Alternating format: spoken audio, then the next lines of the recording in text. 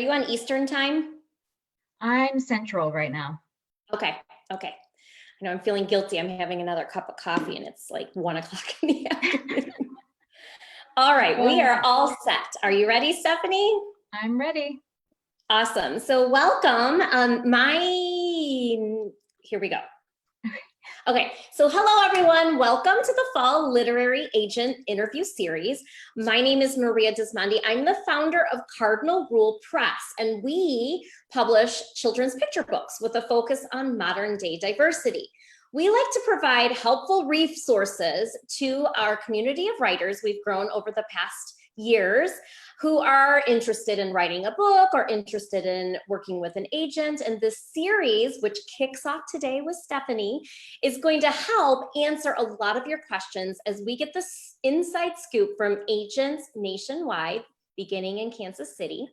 Let's start today off by talking to Stephanie Hansen from Metamorphosis Literary Agency. So welcome. Thank you. Thanks for having me. And Metamorphosis is a newer agency, but we've been growing by leaps and bounds. We have over 100 deals now. That's awesome. Yes. And you know, actually, Stephanie, I have to tell you, since the last time that I have been on your website, on the Metamorphosis website, there are so many more agents that are working at your company. Yeah, we're definitely growing quickly. So it's been a fun road, busy, but lots of fun. And we've been growing with success too, which I'm sure our authors love. Well, and tell me how you got started on this journey. Like you personally, I know you're a writer, which a lot of agents start off as writers. Yes, I am a writer, and I also worked for a literary magazine before this, but as a writer and as an editor attending writers' conferences, I found myself connecting authors and publishers, so I was doing the job of an agent before I was an agent.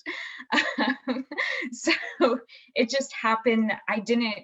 My path, wound up this direction, but I don't know that I was specifically looking for this direction. It just happened to be what worked best for me. Okay, that's really interesting. And, one of my biggest questions that I have from writers when they're, inquiring about publishing is, does an agent specifically look for a certain type of author? So when you have, let's say you have 3 manuscripts that come across your desk, is there something that, and we're not talking about the writing, like let's say you like every single manuscript in front of you, all 3 of them, but is there something about the author, the person, that might make you select one manuscript over the other? There are so many things. But one thing that I've found through experience is I appreciate hard work, and anything in an author's bio that can reflect their hard work. If they've worked with smaller presses before and they've met editorial deadlines and they helped market and they were fully behind their book and supporting their publisher, that's awesome and great to see. Another thing I've always looked for, and Metamorphosis has looked for, is elevating voices that often go unheard. That can take many shapes and sizes. We originally looked for Midwest states, authors in the Midwest and the flyover states, to try to help them gain exposure in New York City. I haven't been able to travel there. I used to travel there almost monthly, but with COVID, I've been doing more of these with editors instead of traveling. I'm also unilaterally deaf, so that's something that I want to be represented. I have 2 legally blind authors, and I want to make sure all voices are heard and that our books reflect the world around us. Oh, I love that.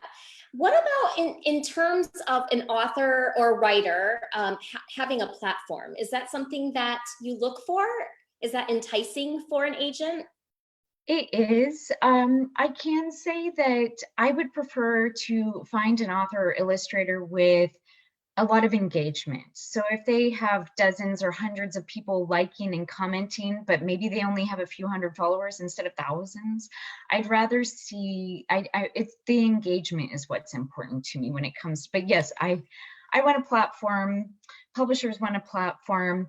I can speak on behalf of agents when I try to sell authors' books at a conference. Every reader wants to meet the author themselves. They don't care about me. they want to meet the author. And so I need authors to be able to get it. I know a lot of times where, authors can be introverts, but it's really important to market your book and get behind it. Okay. And I kind of jumped forward, but I mean, as far as I wanted to know about the author as a person, I wanted to know about the platform, but the next question I have is kind of going backward.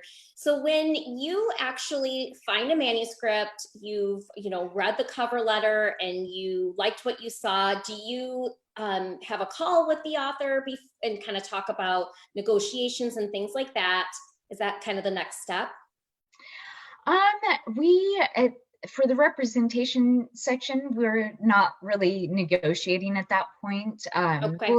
We'll discuss the negotiation process with publishers and producers. But for me, I do like to have either a phone conversation or some kind of communication discussing the manuscript further, because while I like to pick up manuscripts that are pretty much ready to go, the authors with me go through an entire editorial process, at least 1 or 2 levels before we even shop the manuscript. And then the publisher takes it and they're going to make it even better. So, and is that, Stephanie, is that something that happens in-house, the editorial process? Yes. Sometimes I work with interns to help them improve, and I often put together polishing reports, all the changes that can really elevate the manuscript. In my early days, I did outsource a little bit to editors. I have a lot of good editorial contacts, like the Writer's Digest head of editorial. She's retired, but she was the head of editorial for, I think, a couple decades, and now she's on a farm in Ohio, out in the Midwest with me. So she can. Is her name Amy? I'm sorry? What is her name? Oh, that's Carol Cartano. Okay, I knew someone over at Writer's Digest. Very cool. So you used to outsource. Now, for the most part, because I did see on your website you have 2 interns.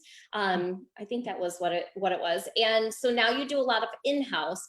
So you've got the author, you are editing the manuscript, then you're going to shop the deal. Now, here's the question that I've never heard the answer to this. What if you're shopping the deal, which I'm sure this doesn't happen at your agency because you're amazing. I've worked with you before. What happens if you shop the deal for 6 months and nothing's happening? Because you have relationships with different publishing houses. Do you go back to editing, or is there a certain point where you call it quits and maybe you stop shopping the book? Or tell me about something that's when you hit a roadblock.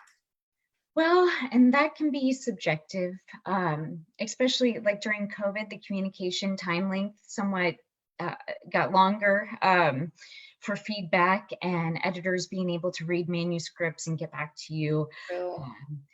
So that can differ the time length that it might take for each round. So we tend to go through a few rounds where we're reaching out to major houses. We also like mid-size houses that pay advances and have a well-established support system for authors. But if we're getting feedback that repeats, if editors are responding with rejections where there's something, we can tell there's something not quite working with the manuscript, we will go back to editorial if that happened. And that happens. I mean, I wish I had a crystal ball and never made any mistakes, but we might miss something. Yeah.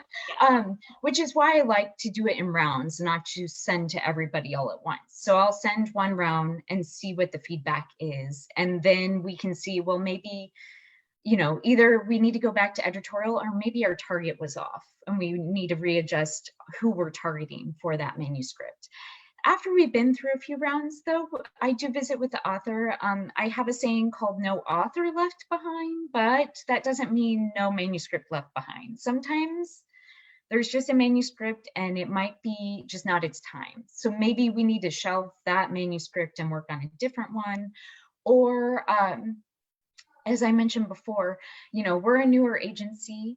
And just like we're growing, we want to support authors who are growing, and not every author is going to start with a major house. Some authors, I mean, a local author and illustrator who began, I think he began making $50 a project, something really small. Now he's in contact with a major house 3-4 times a year, contracted work.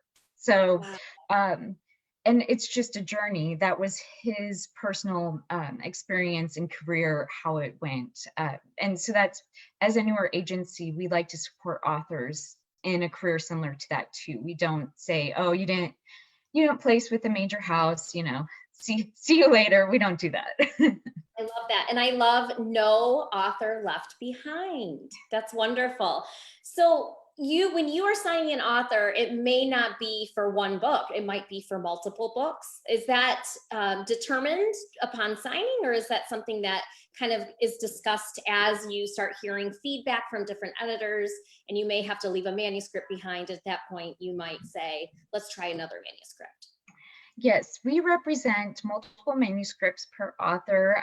It solely depends on what they send us and what we accept. Okay. And we also have authors who have different type of intellectual property, and we don't tap into that unless they ask us. We have actors and singers as clients, and I can't represent songs. That's not my specialty. So, Okay. but we have been stepping outside the box a little bit. I just closed a 26 title deal with a gaming app on behalf of a publishing house. So yeah. Congratulations. That sounds awesome. We step outside the world of books, but I'm not to singing yet, and I won't sing because, oh my God, no, you don't want me to. That's awesome. And especially during this time, since March, a lot of companies are pivoting and doing multiple things. So I think it's wise to step outside of the box. Yeah, I think as our world progresses, and I mean, COVID's going to change so much. We're doing Zoom calls instead of live events and things like that. I think people are drawn more to shows and animation and iconographic videos and tons of things like that. Very cool. Well, this has been wonderful. I don't want to take up too much of your time. I do have one last question, if that's okay. Okay. So if you told me that you're out of your agency, you are representing about 100 clients right now, right? So do you have in-house co-agents? So working with foreign rights, you did say film, or you did say music, and gaming, I think, is one, but other types of sub-rights like foreign rights, would you have a specific agent for that? Yeah, for different territories, we have certain co-agents, not covering all territories. There's quite a few in the world, but very cool. So it's by yeah, territory. so like we'll have Zoom for the Frankfurt Fair, which luckily, I can't travel there, but it has switched to online due to COVID. But I'll have some video chats with my co-agent in Paris to go over the catalog before she attends the book fair too. That way, different foreign publishers can see our list. We also work with film agents, and no song yet, but yeah, I cover for gaming apps. I also cover for audio rights.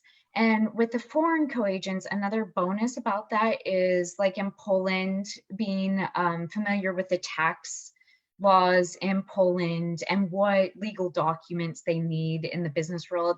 I'm not familiar with every country's laws. I'm not that good. So I love having co-agents that are familiar with the specific laws and regulations in each country. That's really neat. And I don't think I ever really understood agents having those special relationships.